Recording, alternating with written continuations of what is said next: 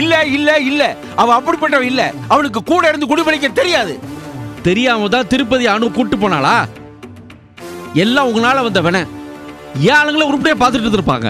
அனாவசியமா அணு உள்ள விட்டுட்டு இவ்வளவு பெரிய குளறுபடி பண்ணிட்டீங்களே. சொன்னா என்ன உன் தம்பி இப்படி பேசுறான்? மருது, அணு நம்பிக்கையான பொண்ணுதாப்பா. நம்பிக்கையான பொண்ணுதான், ஆனா யாருக்குன்னு தான் தெரியல. மருதநாயகம், அணு திருப்பதிக்கு நம்பிக்கையானவளா இருந்தா அவ எப்படி அவனுக்கு ஸ்லோ பாய்சன் கொடுத்திருப்பா? யோசிச்சு பாரு. நீங்க யார் என்ன சொன்னாலும் என் மனசுக்கு சமாதானம் ஆகாது. எனக்கு திருப்பதி அணு வேணும், இப்பவே வேணும். விட மாட்டேன் அவங்கள. கண்டுபிடிப்போம். நான் உனக்கு உதவி பண்றேன். போதும், நீங்க பண்ண உதவி எல்லாம் நானே பாத்துக்கிறேன். எனக்கு திருப்பதி அணு எப்படி கண்டுபிடிக்கிறது தெரியும். இந்த பாருப்பா, நாம முட்டிக்கிட்டு மோதிக்கிட்டு இருந்தா அது எதிரிக்கு சாதகமாயிடும். ஆமா மருது. சும்மா இருக்கா, அவனுக்கு ஒன்றும் தெரியாது. வணக்கம் சார். என்னப்பா நான் சொன்னது கொண்டாந்தையா? கொண்டு வந்திருக்கேன் சார்.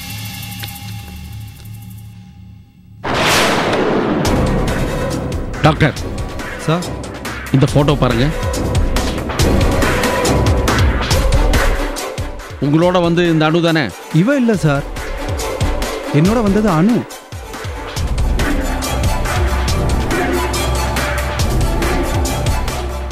டாக்டர், இவதான் அணு. இல்லையே, என்கிட்ட அணுன்னு சொல்லிட்டு வந்தவ வேற மாதிரி இருந்தா. அவ இவ இல்லையே.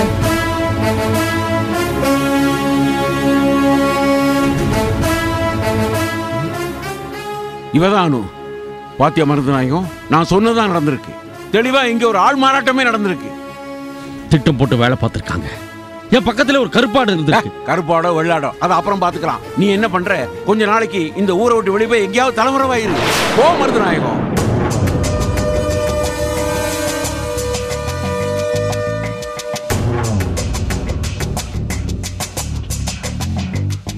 மருதநாயகம், யோசிக்காத. தலைமுறை இருக்கிறது கோழைத்தனம் இல்ல, அது புலியோட போர்க்குணம். பாரு, இப்போ உனக்கு அந்த தந்திரம் தான் தேவை. சரி சார். மருது, நீயும் போயிட்டானே, இந்த வீட்டுல எனக்கு தனியா இருக்க பயமா இருக்குமே. நானும் உன்னோட வந்துடுறேன். சொன்னா, நீங்க ரெண்டு பேரும் ஒரே இடத்துல இருக்கிறது நல்லதில்லை. நீ என் வீட்டுக்கு வந்துரு. என்ன மீறி உனக்கு எந்த ஆபத்து வராதுங்கிற நம்பிக்கை உனக்கு இருந்தா நீ வா என் கூட. என் தம்பி மேலேயும் உங்க மேலேயும் தான் நான் நம்பிக்கை வச்சிருக்கேன். வா. சொன்னதை செய் மருதநாயகம். வரேன்.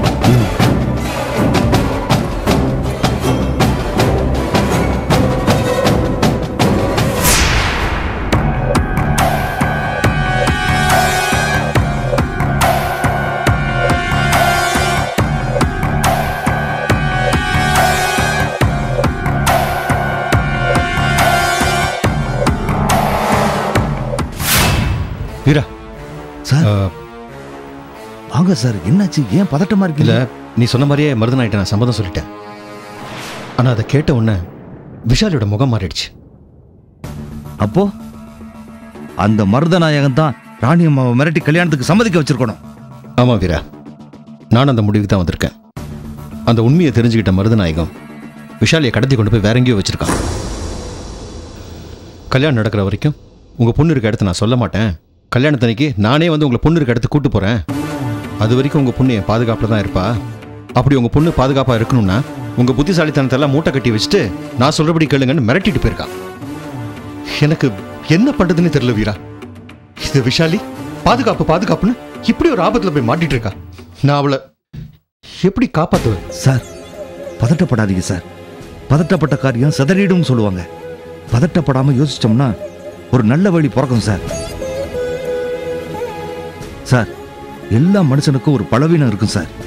எனக்கு தெரிஞ்சு மருதநாயகத்தோட பலவீனம் அவங்க அக்கா சொர்ணா. அவன் மேல அவன் வச்சிருக்கிறது உண்மையான பாசம் சார்.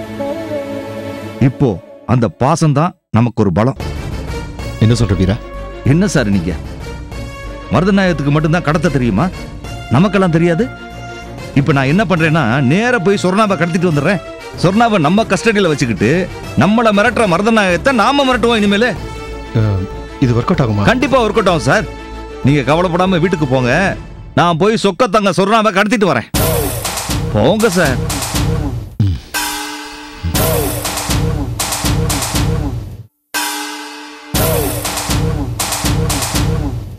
சொர்ணா, சொர்ணா, ஏய் சொர்ணா, சொர்ணா, மருதநாயகம், சொர்ணா, மருதநாயகம், சொர்ணா, மருதநாயகம். யார் நீங்க? ஆள் இல்லாத வீட்ல சத்தம் போட்டுட்டு இருக்கீங்க. ஏய், எங்க சொர்ணா? நீங்க யாருன்னு முதல்ல சொல்லுங்க. ஏய், மருதநாயகம் எங்க? ஐயோ, அம்மா உடனே தான் வெளில போனாங்க. எங்க போனாங்க? தெரியாது. தெரியாதா? சொன்னா என்கிட்ட இருந்து தப்பிச்சிடலாம்னு நினைக்காத. உனக்கு எமன் நான் தாண்டி. சொன்னா ஆ? இனிமே நீ இங்க தங்கிக்கலாம். ரொம்ப தேங்க்ஸுங்க. இந்த உதவியை நான் என்னைக்கும் மறக்க மாட்டேன். ஆபத்து நேரத்துல ஒருத்தருக்கு ஒருத்தர் உதவி பண்றதுதான் மனித குணம். சரி, நீ உள்ள போ, நிம்மதியார. சொன்னா ஆ, இனிமேதான் நீ செய்ய வேண்டிய வேலையெல்லாம் நிறைய இருக்கு. எதிரிகளை களை எடுக்க வேண்டிய வேலை. ஓ, டேக் ரெஸ்ட்.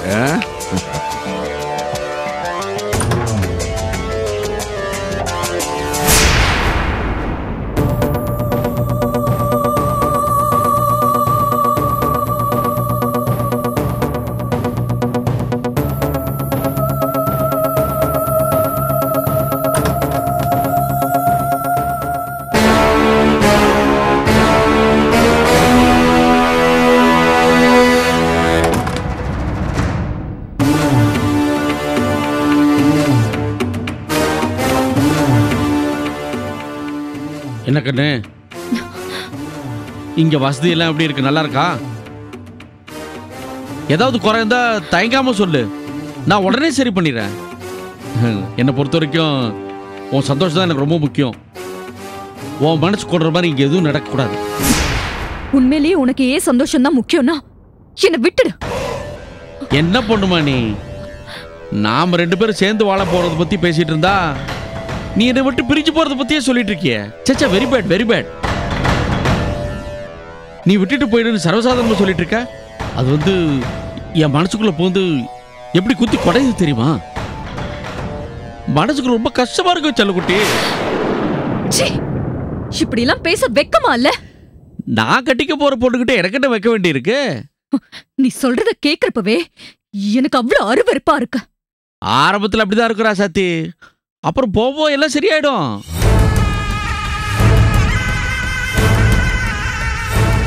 எதுக்கு எடுத்தாலும் குறைச்சிட்டே இருக்காத. கொஞ்சம் மூளையை யூஸ் பண்ணி யோசிச்சு பாரு. இந்த காலத்துல எந்த புருஷனா தான் பொண்டாட்டிய ஏன் அளவுக்கு நேசிப்பானா? அக்கம் பக்கம் விசாரிச்சு பாரு, ஆல் லேடிஸ் இல்லைன்னு தான் பதில் சொல்லுவாங்க. ஆனா நான் அப்படி கிடையாது. கல்யாணத்துக்கு முன்னாடியே இப்படி வண்டி வண்டியா அன்பை வாரி வாரி வளர்க்குறேன். இன்னும் கல்யாணத்துக்கு அப்புறம் உன்னை எப்படிலாம் தங்கத்தட்டுல வச்சு தாங்கன்னு யோசிச்சு பாரு.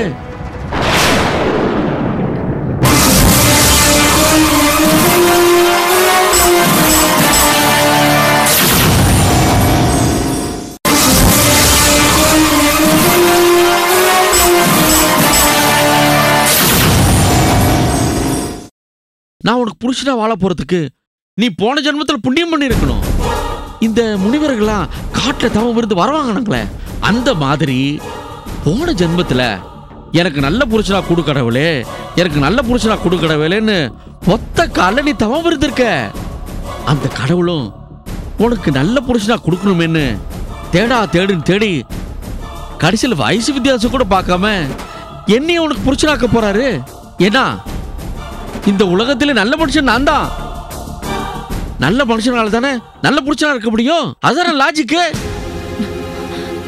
உன்ன மாதிரி கெட்டவனுக்கு அந்த கடவுள் எப்பவுமே துணையா இருக்க மாட்டாரு. அப்படி இருந்தா அவர் கடவுளே கிடையாது.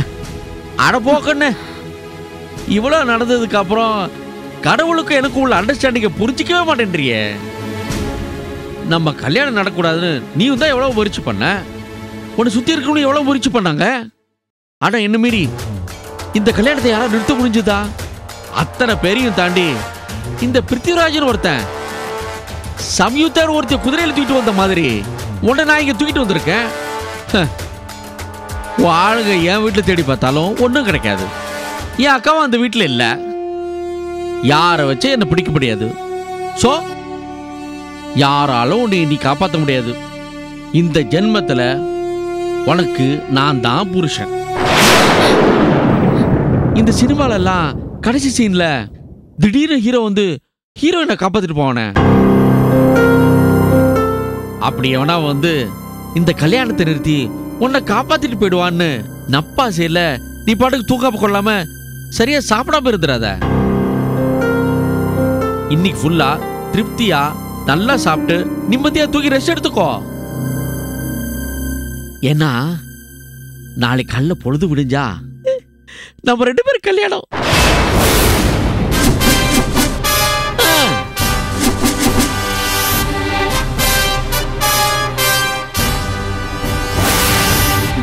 நானும் நம்ம கல்யாணத்தை பெருசா கிராண்டா நடத்தணும் தான் ஆசைப்பட்டேன். என்ன பண்றது, காலத்தின் கோலம் இப்படி சிம்பிளா நடத்தணும்னு ஆயிடுச்சு.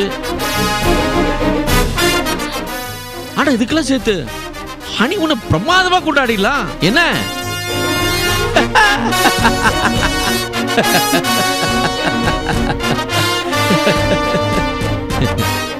இந்த பாரு, இந்த கல்யாணம் நல்லபடியா முடியணும்.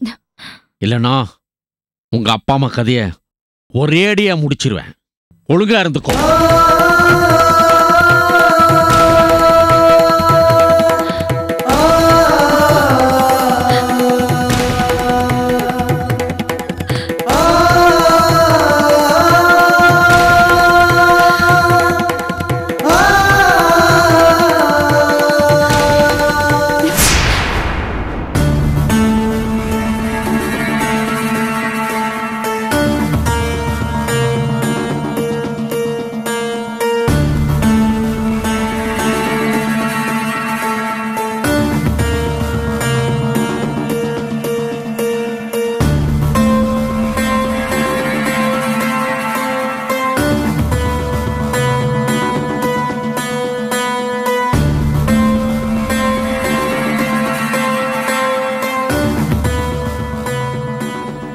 சொர்ணாவை கூட்டு வரேன்னு சொன்ன வீராவை என்ன காணோம்? அவனும் ஏதோ ஆபத்தில் மாட்டிருப்பானோ? மருதநாயத்துக்கு இந்த விஷயம் தெரிஞ்சு சொர்ணாவை எங்கேயாச்சும் மறைச்சு வச்சுட்டு வீராவை கடத்தி கொண்டு போய் வச்சிருப்பானோ? ச்சே, இப்படிப்பட்ட மிருகமான மருதநாயகத்தை இவ்வளவு நாள் தெய்வம் நினைச்சு கும்பிட்டு இருந்தேன்.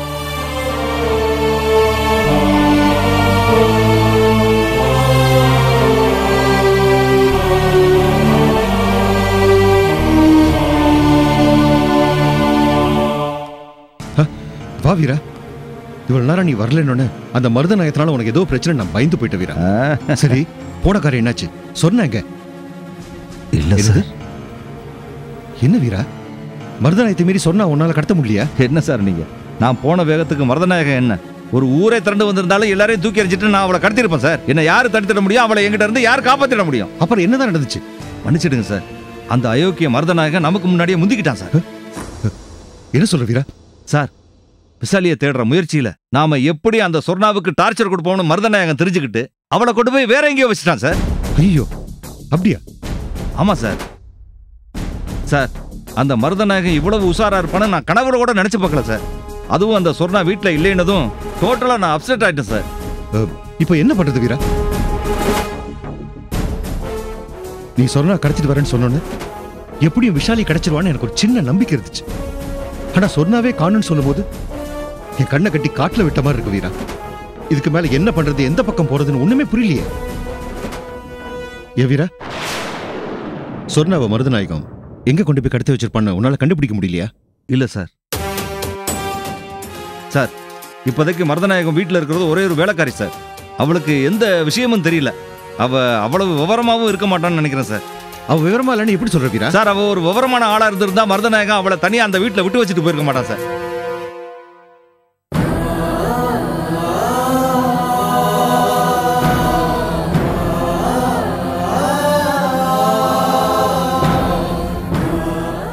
என்னால கொடுத்த வாக்க காப்பாற்ற முடியல. விஷால் எப்படி தொலைச்சிட்டு போய் வந்து நிக்கிறேன்னு என்ன பண்ண போ?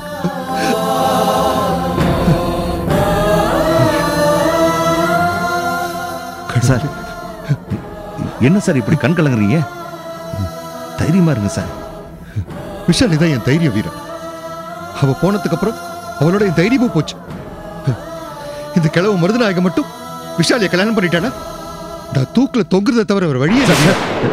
ஏன் சார் மனசு உடைஞ்சு பேசுறீங்க? நான் இருக்கல்ல, அப்படிலாம் எதுவுமே நடக்காது சார். விஷாலிய மருது நான் என் கல்யாணம் பண்ணிட்டானா அந்த ஆண்டவருக்கு நான் என்ன பதில் சொல்லுவேன் வீரா? அவர் முகத்துல நான் எப்படி முடிப்பேன்? இந்த விஷயம் தெரிஞ்சா ஆண்டவரே உயிரை விட்டுருவாரு வீரா. அப்படி நடந்தா எப்படி நான் உயிர் வாழ முடியும்? யாருக்காக வாழணும்? எதுக்காக வாழணும்? இத்தனை வருஷம் விஷாலிய வளர்த்து ஆளாக்கி ஆண்டவர் என் மேல வச்சு இந்த நம்பிக்கையை நான் காப்பாத்தலனா இப்ப அவளை மருதநாயத்துக்கிட்ட இழந்து ஆண்டவரோட நம்பிக்கையை மொத்தமா புதைச்சிட்டேனே. இதுக்கப்புறம் நான் எதுக்காக வாழணும் வீரா? யாருக்காக வாழ்வேன்? நான் உயிரை விட்டுறேன் சார். மருதநாயக மாதிரி ஒரு ஐயோ கிட்ட நல்லவன் நினைச்சுதான் எனக்கு தண்டனை வீரா. சார் என்ன சார் நீங்க என்னமோ விசாலி அம்மாவுக்கும் அந்த மருதநாயகத்துக்கும் கல்யாணம் நடந்து முடிஞ்சது மாதிரியே ஃபீல் பண்ணிக்கிறீங்களே சார். அப்படிலாம் எதுவும் நடக்கல சார். அப்படி நடக்கவும் விசாலி அம்மா ஒத்துக்க மாட்டாங்க. அவங்க என்ன சாதாரண பொண்ணா சார்? அவங்க உடம்புல ஓடுற ரத்தம் யாரோடது? வீர பரம்பரை ரத்தம் சார். அவங்ககிட்ட இருந்து அவங்களை காப்பாற்ற முடியாத தர்ம சங்கடமான நிலைமை வந்துருச்சுன்னா அவங்க உடம்புல ஓடுற ரத்தமே அவங்களை காப்பாத்தும் சார். அந்த வீரம் அவங்களை காப்பாத்தி நம்ம கிட்ட கொண்டு வந்து சேர்க்கும் சார். இது சத்தியம். நம்பிக்கையோட இருங்க. தேடுவோம் சார். நம்ம தேடினா கண்டிப்பா விசாலி அம்மா நமக்கு கிடைப்பாங்க சார். அதை விட்டுட்டு இப்படி கோழை மாதிரி புலம்பிக்கிட்டு இருக்கீங்களே, எனக்கே ஒரு மாதிரியா இருக்கு சார். முயற்சி செஞ்சா அவங்க நமக்கு கிடைச்சிருவாங்க சார்.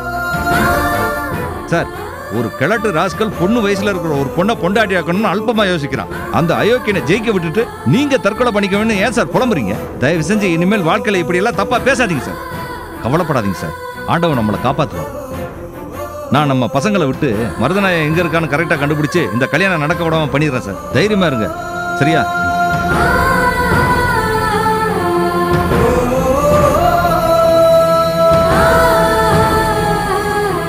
ஏய், நான் தான். அந்த மருதநாயகன் எங்க இருக்கான் ஏதுன்னு எனக்கு உடனடியா தெரிஞ்சாகணும். அவன் எங்க போனாலும் அவனோட நிழல் மாதிரி நீங்க தொடர்ந்து போய்கிட்டே இருக்கணும். புரியுதா? அவன் ராஜி எங்கடா இருக்கான்? சரி வை, நான் அவனை கூப்பிடுறேன்.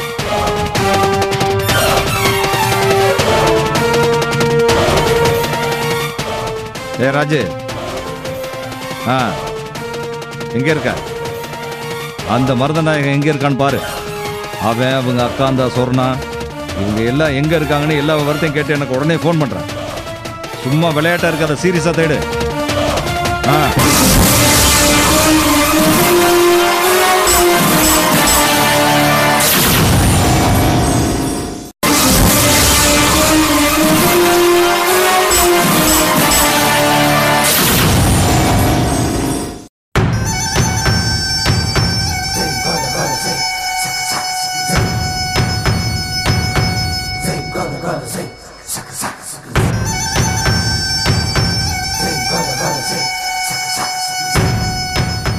சொர்ணா, சொர்ணா, என்னாச்சு சொர்ணா? ஒண்ணும் இல்லைங்க. நான் வந்ததும் கவனிக்கல, கூப்பிட்டதும் கவனிக்கல. கேட்டா ஒண்ணும் இல்லைங்கிற. அப்படி என்ன பெரிய யோசனை? எல்லாம் என் தம்பியை பத்தி தான். அவனுக்கு என்ன? அவன் தான் ஒரு சின்ன பொண்ணு மேல ஆசைப்பட்டு கல்யாணம் பண்ணிக்கிட்டு ஜாம் ஜாம்னு வாழ போறானே, அப்புறம் என்ன? அந்த கல்யாணத்தை பார்க்கணும்னு நான் எவ்வளவு ஆசைப்பட்டேன் தெரியுமா? அந்த ஆசை நிறைவேறாது போல இருக்கு. நீ எல்லாம் கல்யாணத்துக்கு வராத. நீ வந்தா பிரச்சனை ஆயிடும். நானே எங்கேயாவது வச்சு தாலியை கட்டி கூட்டிட்டு வந்துடுறேன். நீ வராதேன்னு என் தம்பியை சொல்லிட்டானே. அடாடாடா, உன் தம்பி 2ஆம் கல்யாணம் பண்ணிக்கிறத கண்குளிர பார்த்து ஆசீர்வாதம் பண்ணணும்னு ஆசைப்படுறியே. ஒவ்வொரு தம்பிக்கும் உன்ன மாதிரி ஒரு அக்கா இருந்தா போதும். 2 கல்யாணம் என்ன, 2000 கல்யாணம் கூட பண்ணிக்கலாம். அட நீங்க ஒண்ணு. அந்த திமிர் எடுத்தவ கழுத்துல என் தம்பி தாலி கட்டி சந்தோஷப்படுறது அதெல்லாம் 2ஆம் பட்சம் தான். சரி, முதல் பட்சம் என்ன? என் தம்பி மருது அந்த விசாலி கழுத்துல தாலி கட்டும் போது அவ பொல பொல பொலன்னு கண்ணீர் விட்டு அழுது துடிச்சு போய் நிப்பாளே, அந்த காட்சியை பார்க்கணும்னு நான் எவ்வளவு நாளா காத்துக்கிட்டு இருந்தேன் தெரியுமா? அதுக்குதான் குடிப்பினை இல்லாம போயிடுச்சே. அட, இதுக்கு போயா கவலைப்பட்டுக்கிட்டு இருக்க? நல்ல ஆளு நீ. உன் தம்பி விஷாலி கழுத்துல தாலி கட்டுறப்போ அவ அனுபவிக்க போற வேதனை ஒரே நிமிஷம் வேதனை நினைச்சியா? இல்ல சொன்னா இல்ல. இந்த வேதனை அவ ஜென்மம் முழுக்க தொடர போற வேதனை. ஏய், ஒவ்வொரு நிமிஷமும் அவ துடி துடிச்சு பரிதவிச்சு சாக போற வேதனை. ஏய், அதெல்லாத்தையும் நீ கூட இருந்து பார்க்கத்தானே போற. இதுக்கு போய் என்னமோ பெருசா அலட்டிக்கிற. கவலைப்படாது, எல்லாம் உன் எண்ணம் போல நடக்கும். சொன்னா நான் வரும்போது நீ கவலையோடு நிக்கிறத பார்த்ததும் ஏதோ திருப்பதியை பத்தி தான் நீ நினைச்சு கவலைப்பட்டுக்கிட்டு இருக்கியோன்னு நினைச்சேன். ஆனா என்னடான்னா ஒண்ணு இல்லாத விஷயத்துக்காக கவலைப்பட்டுக்கிட்டு நின்று இருக்க. திருப்பதி எப்படி இருந்தாலும் சாக போறான், அவனை பத்தி நான் ஏன் கவலை பண்ணும்? சொன்னா திருப்பதி சாகுற வரைக்கும் உன் தம்பி கஸ்டடியிலே இருந்திருந்தான்னா அதை பத்தி கவலைப்பட தேவையில்லை. ஆனா அவன் தப்பிச்சுட்டானே. அவன் என்ன சாதாரணமாக தப்பிச்சான்? அவனை கவனிக்கிறதுக்காக அனுங்கிற பொண்ணை ஏற்பாடு பண்ணியிருக்கோம். ஆனா அனுங்கிற பேர்ல வேற யாரோ ஒருத்திய அங்க அனுப்பி புத்திசாலித்தனமா அவனை காப்பாத்தில கூட்டிட்டு போயிருக்கா. இதெல்லாம் வச்சு பாக்குறப்போ திருப்பதிக்கு பின்னால ஒரு பெரிய கூட்டமே இருக்குன்னு தெரியுது. அந்த கூட்டம் சாதாரண கூட்டம் இல்ல. என்னங்க நம்ம எதிரிங்களை போய் பாராட்டிட்டு இருக்கீங்க? பாராட்டல, எதிரிங்க பலத்தை எடை போட்டுக்கிட்டு இருக்கேன். ஒருத்தன் தன் பலம் என்னங்கிறது கூட தெரிஞ்சுக்காம இருக்கலாம். ஆனா எதிரிங்க பலம் என்னங்கிறத கண்டிப்பா தெரிஞ்சுதான் ஆகணும். எதிரியோட ஆளுங்க நம்ம ஒவ்வொருத்தர் கூட நிழல் மாதிரி இருக்கானுங்க. நடக்கிற சம்பவங்கள்லாம் அதைத்தான் உணர்த்துது. சொன்னா என்ன நினைக்கிறேன்னா, திருப்பதியே ஏதாவது ஒரு ஹாஸ்பிட்டலை வச்சு காப்பாத்துறதுக்கு அந்த கும்பல் ஏதாவது முயற்சி பண்ணிக்கிட்டு தான் இருக்கும். அவனை காப்பாத்தி முழு ஆளாக்கி நம்ம கண் முன்னால கொண்டு வந்து நிறுத்துறதுக்குள்ள அவன் இருக்கிற இடத்தை கண்டுபிடிச்சு அவன் தடம் தெரியாம அழிச்சிடணும். ஜம்பு ஐயா, அந்த திருப்பதியை கண்டுபிடிக்க ஏற்பாடு பண்ண சொன்னே, வேலை நடக்குதா? சென்னையே தலைகீழா பொட்டி போட்டுங்கிறேங்க ஐயா. அவனை சென்னையை தாண்டி வேற எங்கேயும் கொண்டு போய் இருக்க மாட்டாங்க. சென்னைக்குள்ள இருக்கிற ஏதோ ஒரு ஹாஸ்பிட்டலை வச்சு தான் அவனுக்கு ட்ரீட்மெண்ட் கொடுத்துக்கிட்டு இருப்பாங்க. கண்டுபிடிக்க சொல்லு. சரிங்க ஐயா. ஏய், அடுத்த தடவை நான் உன்னை கூப்பிட்டு கேட்கறதுக்குள்ள அந்த திருப்பதி உயிரோடவோ இல்ல புணமாவோ இருக்கணும். சரிங்க ஐயா. என்ன சொல்ற?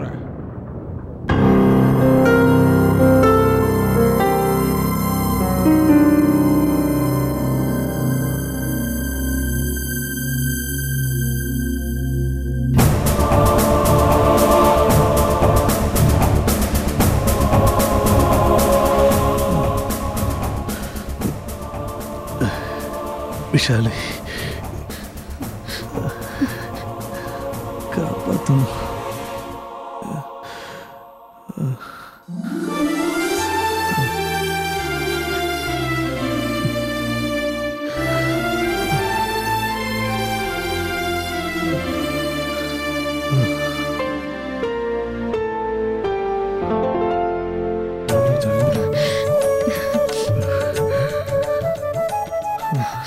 திருப்பதி, திருப்பதி.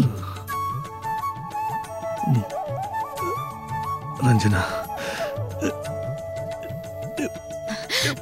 உங்களுக்கு ஒண்ணும் இல்ல, நீங்க நல்லா இருக்கீங்க.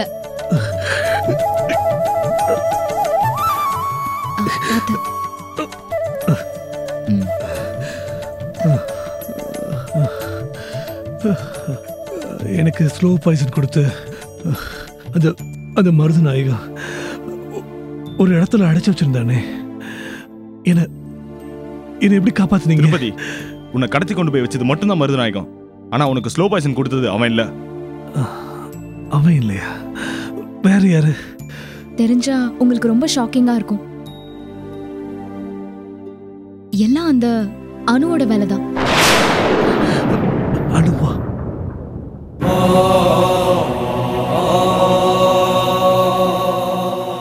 அனுதான் திட்டம் போட்டு வேலை பார்த்திருக்கா. என்ன சொல்ற தினேஷ்? அனுவா? அனுவா எனக்கு விஷம் கொடுத்தது? ஆமா திருப்பதி, அவ உன்கிட்ட பழகுனதே உன்னை கொல்றதுக்காக தான். அவ மருதநாயகம் ஆபீஸ்ல வேலைக்கு சேர்ந்தது, உங்ககிட்ட ஃப்ரெண்ட்ஷிப் வச்சுக்கிட்டது, இது எல்லாமே உங்களை கொல்லணுங்கிற எண்ணத்துல தான். என்னால இத நம்பவே முடியல. அனு இப்படி பண்ணுவான்னு என்னால நினைச்சு கூட பார்க்க முடியல. இந்த விஷயத்த வேற யாராவது சொல்லியிருந்தா எங்களாலையும் தான் நம்பியிருக்க முடியாது. அவ உங்களுக்கு விஷம் கொடுத்த விஷயத்த அவ வாயாலே நாங்க கேட்டோம். அதுக்கப்புறம் எப்படி எங்களால நம்பாம இருக்க முடியும்? என்ன சொல்ற ரஞ்சனா?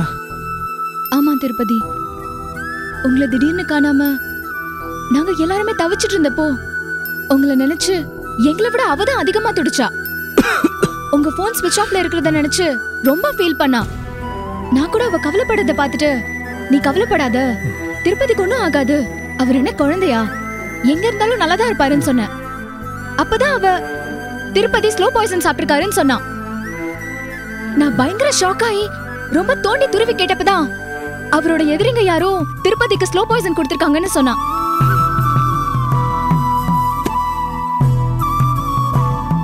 அவங்க யாரு, உனக்கு ஏதாவது விவரம் தெரியுமான்னு கேட்டதுக்கு இருட்டுல நின்னு பேசிட்டு இருந்தாங்க. ஆள் யாருன்னு அடையாளம் தெரிஞ்சுக்க அவங்க பக்கத்துல போன, அதுக்குள்ள அவங்க கார்ல ஏறி போயிட்டாங்கன்னு சொன்னான். இருட்டுல அவங்க யாருன்னே பார்க்க முடியலன்னு சொன்னான். அத நானும் நம்பினேன். அதுக்கப்புறம் மருதநாயகம் தான் அவங்களை அடைச்சு வச்சிருக்காருன்னு எங்களுக்கு தெரிய வந்தது. அந்த இடம் எங்க இருக்கு கண்டுபிடிச்சு சொல்லுன்னு நாங்க அவகிட்ட தான் கேட்டோம். அவளும் இது எனக்கு ரொம்ப ஈஸியான வேலைன்னு சொல்லிட்டு போனா. போனவ ஒரு தகவலோட திரும்பி வந்தா. மருதநாயகம் உன்னை ட்ரீட்மெண்ட் கொடுத்து காப்பாற்ற முயற்சி பண்றாரு, அதுக்காக அவரோட ஃபேமிலி டாக்டர் அனந்தராமன் கிட்ட அப்பாயின்மெண்ட் வாங்கியிருக்காருன்னு சொன்னான். அவன் இந்த விஷயத்த சொல்லிட்டு இருக்கப்பவே அவளுக்கு ஒரு ஃபோன் வந்துச்சு. தனியா போய் பேசினா. அப்ப எங்களுக்கு ஒரு டவுட் வந்தது. அவளுக்கு தெரியாம அவளை ஃபாலோ பண்ணிட்டு போய் அவ என்ன பேசுறான்னு கவனிச்சோம். அப்ப அவ, திருப்பதி நான் உயிர் பழிக்க விட மாட்டேன், எப்படியும் சாகடிச்சிருவேன், அதுக்காக தான் நான் இவ்வளோ கஷ்டப்பட்டு அவனுக்கு ஸ்லோ பாய்சன் கொடுத்தேன்னு சொல்லிட்டு இருந்தா. அதை கேட்டதும் நாங்க 3 பேரும் ரொம்ப ஷாக் ஆயிட்டோம்.